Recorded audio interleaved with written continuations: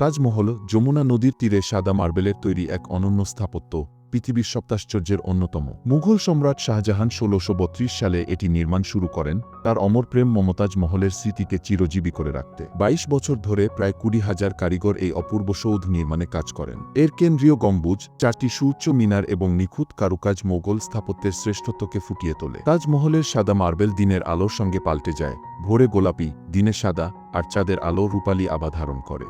এর দেওয়ালে খোদাই করা কুরআনের আয়াত ও দৃষ্টিনন্দন ফুলের নকশা স্থাপত্যের রূপকে আরও আকর্ষণীয় করে তুলেছে। চারবাগ নামক বাগানটি এর সৌন্দর্যকে দ্বিগুণ করে তোলে, যেখানে প্রতিফলিত হয় তাজের অপার্থিব শোভা।